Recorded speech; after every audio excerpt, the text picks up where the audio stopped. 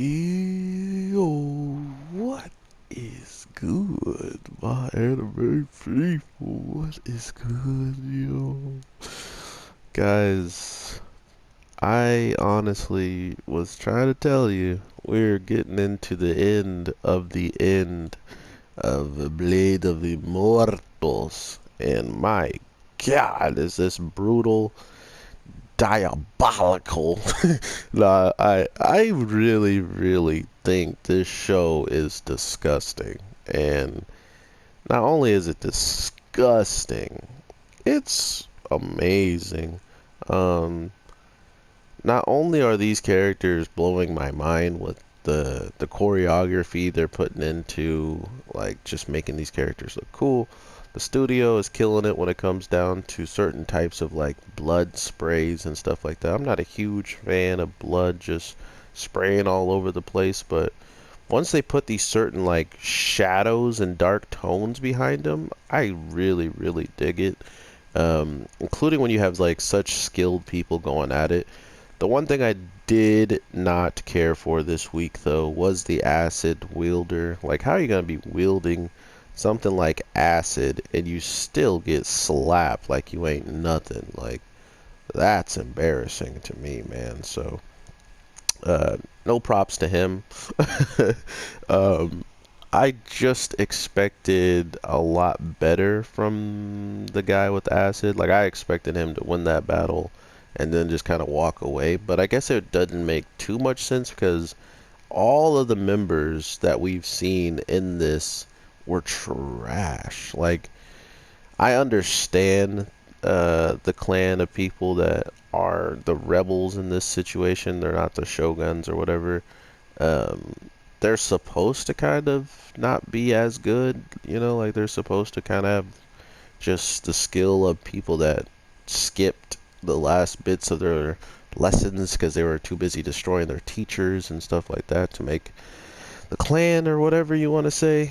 But it's that type of mentality that kind of gives this another reason into why it was so just crazy as a whole, I guess you can say, because not only are people just getting absolutely destroyed throughout this week's episode, we get to just see what it's like for, both sides. When somebody loses somebody on the battlefield, there's this thing they're calling, just like softening or a certain look in the eyes that just gives you this uh, almost unapproachable moment. Like if I look at somebody in a certain way that just gives them a reason to run away from me and abandon everything that they've been working towards.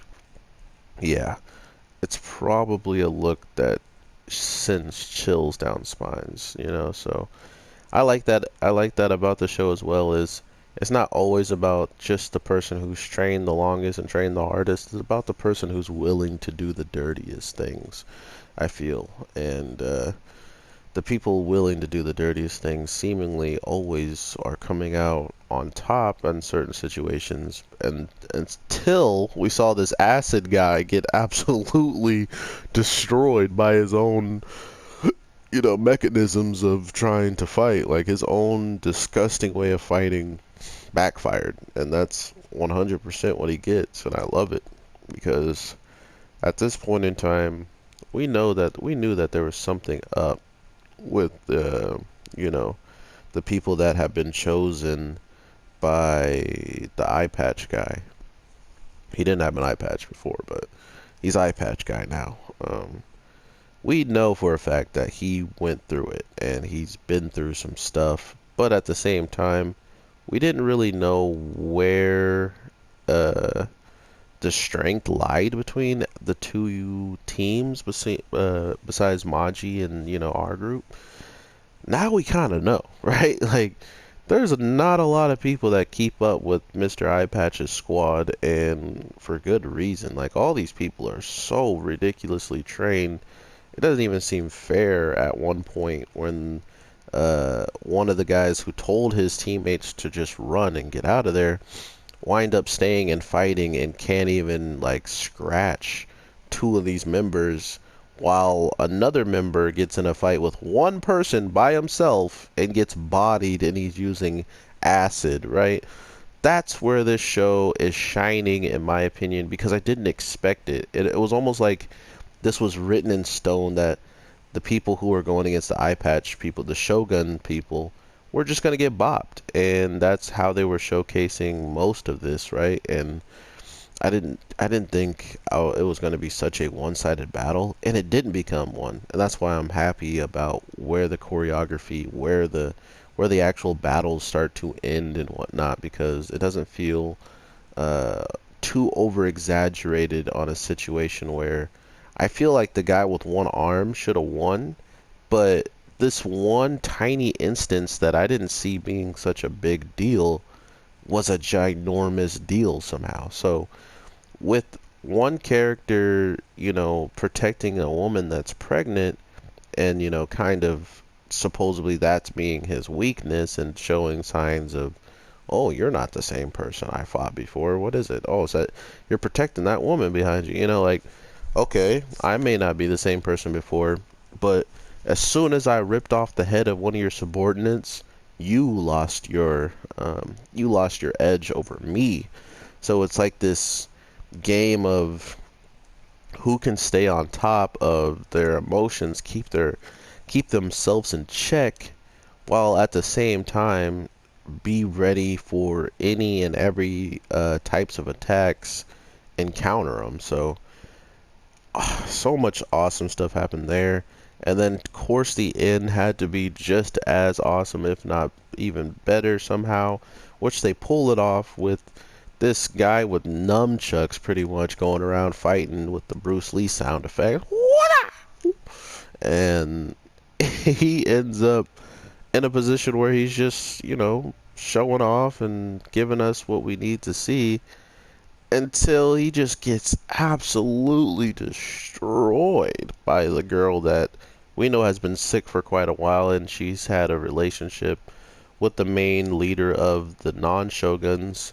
So to know that she is this capable, just goes to show you, you know, if she was full health, not a lot of people are gonna touch her, right? Like, not a lot of people even stand a chance.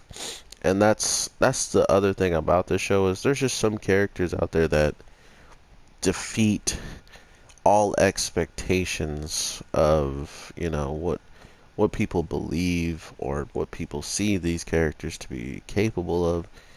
You just look at them and be like, oh, it's a woman, and then boom. If you thought just because she was a woman she couldn't fight better than most men or most skilled super fighters, you've already lost, right? And that's why the show has so many good undertones of how to sell people short until it's too late. Like I thought the guy with one arm either A was going to lose just because, he's doing the classic everybody run and I'll take him on myself. Like, okay, well, sorry to tell you this, but I don't know if you could take him on by yourself. And then by one person losing their life in front of him, which he did state, I'm tired of seeing young people die in front of me. So make sure you don't die. So much foreshadowing. It's ridiculous, and it pays off so well for him to see this and that be his one downfall, as of losing a battle that was 100% in his favor. So that's the type of stuff that this show really showcases well. Not only that, seeing Maji-san pop up and do what he does, we have like an unlikely power couple right now, teaming up against the end game of the Shoguns with the leader, being in the sights of Maji-san right now. It looks like this whole entire thing, this whole conflict with these guys could end if, everything goes according to plan. So, you know how shows usually are. They usually don't go perfectly fine, right? They usually don't have everything fall in place for them. So I'm looking forward to seeing if that is the case. Like if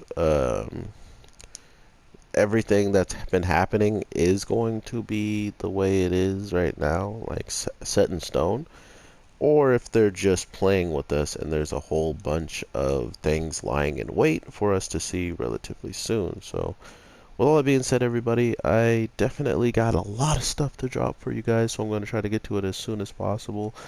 But yeah, Blade of the Immortal, definitely a brutal, brutal show. If you do not have the heart for it, I suggest you find another show that is like not as brutal, because this week's episode even went as far to give us a character who supposedly tried to take the life of his father and brother just so he can have his stepmom.